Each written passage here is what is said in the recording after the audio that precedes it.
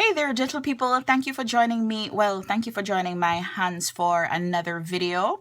I finally got my tripod situation sorted, so I am going to start doing how-tos and tutorials. Here is the deal. This is my third time trying to film this video because I did the two before and I didn't have the stuff in the frame, and anyway, complete and total disaster. So hopefully third time is the charm. I am going to be talking to you today about the Derwent line of line painters. They're called the Derwent Graphik Line Painters, and they're a water-based pigment painter. Derwent, if you've watched the other video that I talked about the Inktense pencils, same company, and they're the Cumberland pencil company based in the United Kingdom. They put really good products out. It comes in a cool, well, they come in a cool little package, and you can actually get some of these effects when you use the line painters. And the colors that I got are more on the grayscale. When you open the package, they actually provide some of what the other colors look like up here, and they have way more than this. Maybe 20 something different colors, and you can get the colors in different sets, again, or individually. And let me pull them out. These are the ones that I have. This one is called Jungle. This one is Graphite. This is Magic. They call the black one Magic, and I thought it was pretty cool because I'm black and I'm magic. All right, so this one is Fox. It's more of a grayish color, and then the white one is called Snow. So let's go ahead and test them out and see how they work. And I'm going to show you what they look like on different kinds of paper. The first paper that we'll try on is the watercolor paper here, and I'll just write the names of them. Here's the deal. I was using them before. Like I said, I tried to do this video a couple different times. So I have been shaking them up. You need to shake them before you use them. I'm not going to do it now because, look, I've already started flooding them because I've been shaking them up so much. So I'm just going to write the name so that you can see what the colors look like. This one is the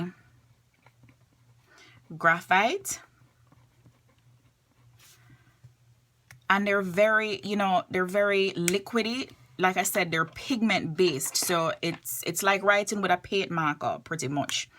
This one is the Fox. In the video before, I made like a complete and total mess because I was shaking it, and I opened it while I was shaking it, and it was not cute. So when you're using them, make sure to also have some wipes on hand and protect your work surface. This one is Jungle. The Jungle is more... Okay, there goes the cover. The Jungle is more of like a goldish grayish color. So that one is Jungle. Let me grab this cover here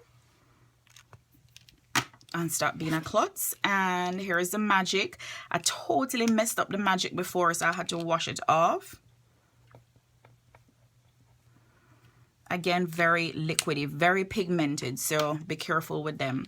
And the white is not gonna show up, but oh well, it kind of actually does from this angle. You probably can't see it, but I can actually see the white on the white paper. They dry very quickly, so if you want to, you can actually manipulate them while they're still wet. Let me see. Look at that. The Graphite is still a little bit wet, and the Fox. So again, you can manipulate them while they're wet, but once they dry, that's it. It's pretty much done. The black dried kind of quickly, so that's what it looks like on regular paper. What I thought was really cool that I would try is on some watercolor paper. And let me go ahead and draw something for you here. Let me see, I totally flooded the gray, so let me use a different one.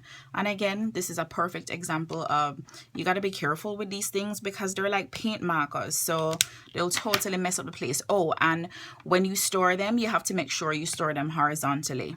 All right, so let's use this one. This one is a Graphite, and let's see, all right, Lotus Flower. So here we go.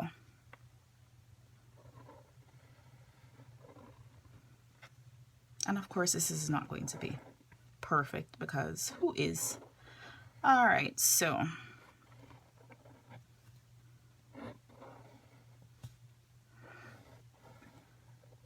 There we go, lotus flower. And again, remember, I told you that once it's wet, you can kind of manipulate it a bit.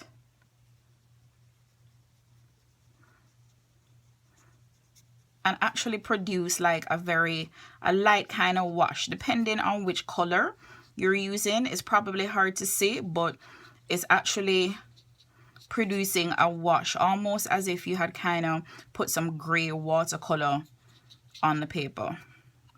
Get a smidge more water.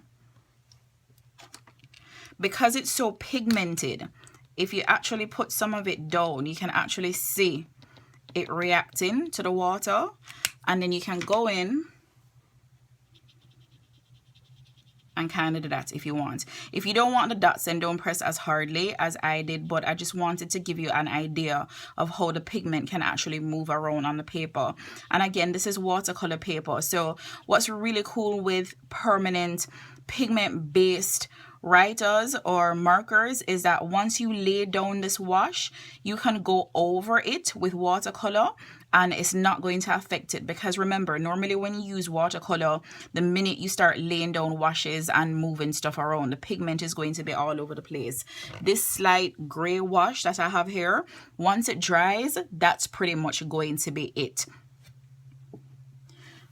Let me grab some watercolors and see. Let me flash it, make it dry a bit. Woohoo! All right, so I have some Dr. P.H. Martin's watercolors in this little container here. Let's try the, okay, let's go with the blue because I like this blue.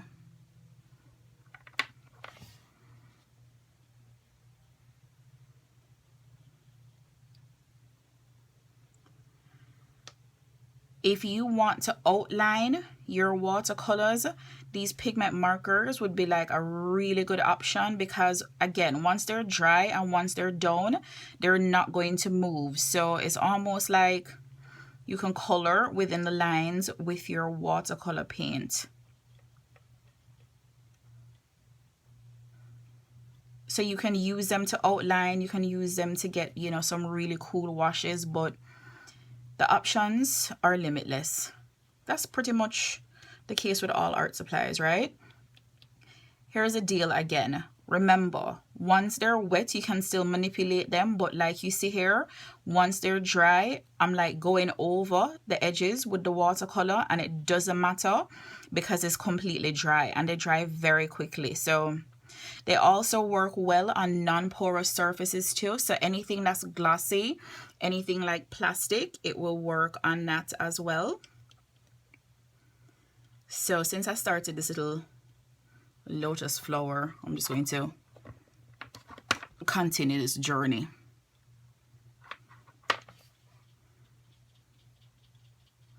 So again, as you can see,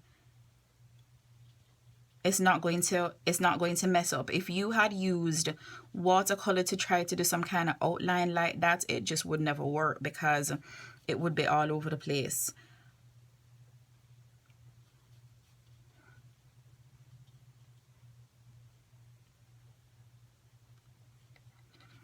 All right, so here we go. Here is a little lotus flower using the watercolor.